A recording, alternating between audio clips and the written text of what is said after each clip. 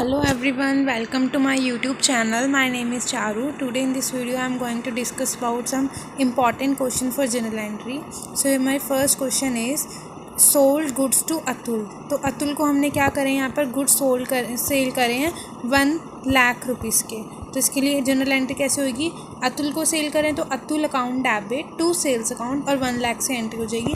Being goods sold to Atul आ जाएगा यहाँ पर हमारे पास इसकी नरेशन में अतुल.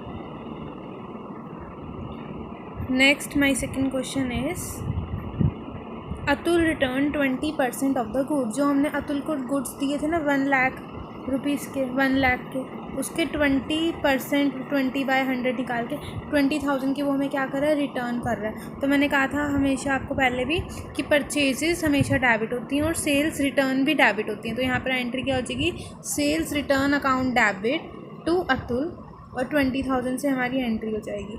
और being goods returned by Atul.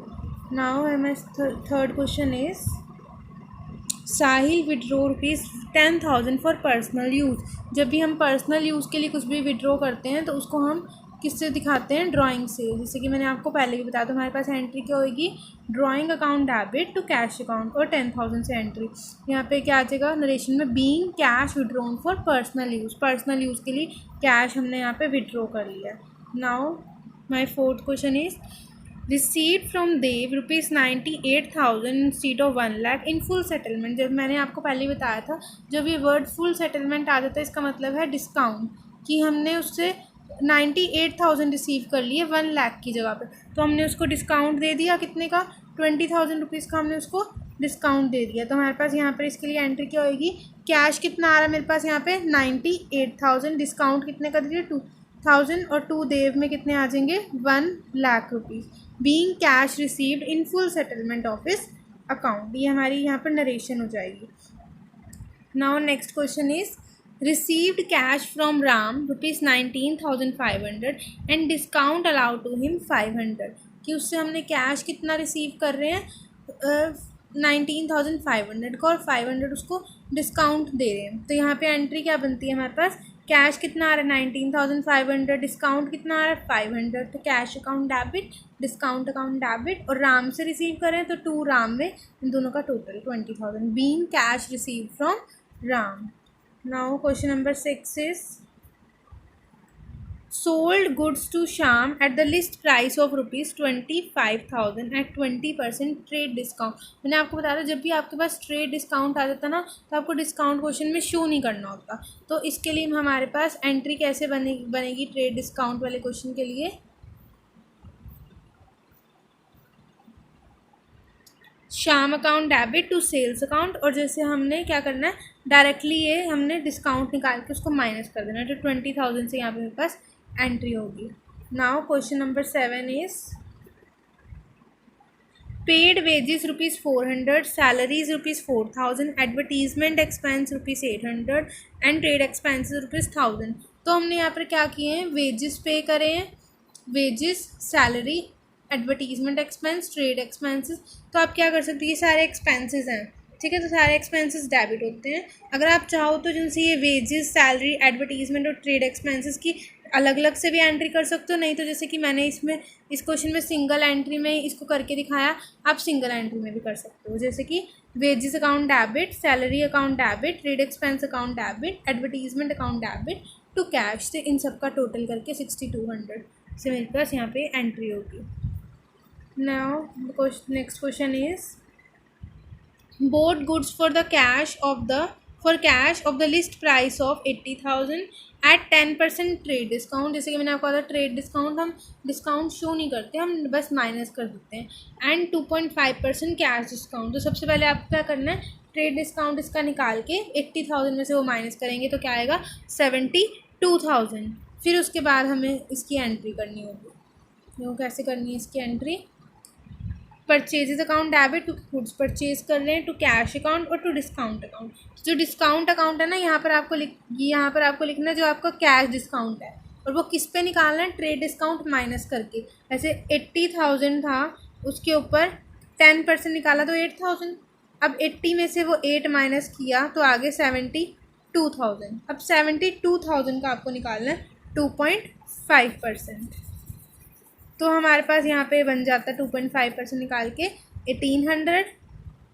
फिर आपको क्या करना है, इस 72,000 में से 1800 को माइनस करेंगे 70,200 और नरेशन क्या बनेगी, being goods purchase at discount, कि गुड्स आपने डिस्काउंट पे परचेज कर लिए।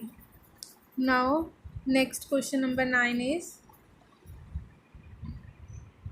Purchase goods from Richa for ₹60,000 at 10% trade discount and 5% cash discount. ये सेम ही वही एंट्री हो जाएगी, बस एक चीज़ का इसमें फ़र्क आएगा, वो क्या है 60% paid amount paid by cheque, कि उन्होंने 60% अमाउंट चेक से भी पे कर दिया, और जो चेक से पे किया वो हमेशा हम बैंक से दिखाते हैं। तो कैश अकाउंट डेबिट, और यहाँ पे वहाँ पे था परचेजेस कैश से हो रही थी, तो यहाँ पे टू कैश था, लेकिन इसमें क्या है टू रिचा से कर रहे हैं, डिस्काउंट अकाउंट और bank account.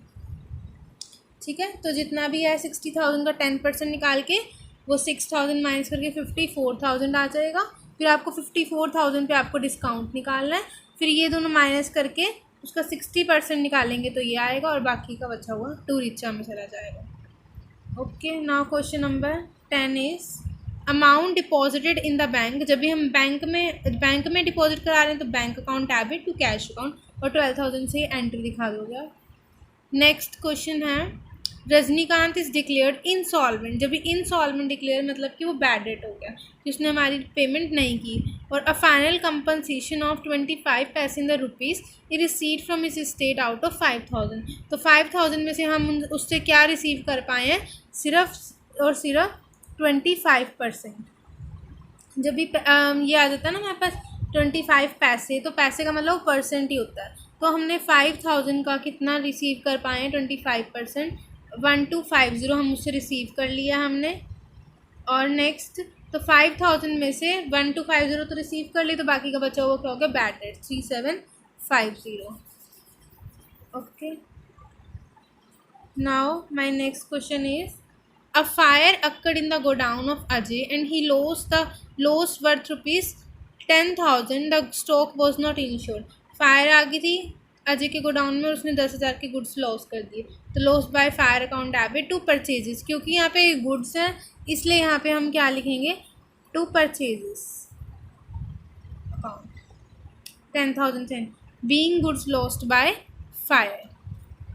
Next my last question is purchase goods from Ramesh ₹20,000 less trade discount at 20 plus VAT 10%। तो ट्रेड डिस्काउंट आप सिंपली पहले डिडक्ट कर दोगे इसमें से 20,000 का 20%, तो हमारा आ गया 16,000। उसके बाद 16,000 पे आपको क्या लेना है 10% लोगे तो आपके पास वैट आ जाएगा, और इन दोनों को ऐड करके टू रमेश से एंट्री आई कि रमेश ने परचेजेस किया ना, पहले तो Ramesh account debit to purchases 16,000 से यहाँ पे एंट्री, फिर 16,000 का 10% हमारे पास वैट निकल गया, वैल्यू एडिड टैक्स, तो यहाँ पे टू रमेश में आ जाएगी। Thank you so much. Hope you find it useful. Thank you. Please like and subscribe my channel.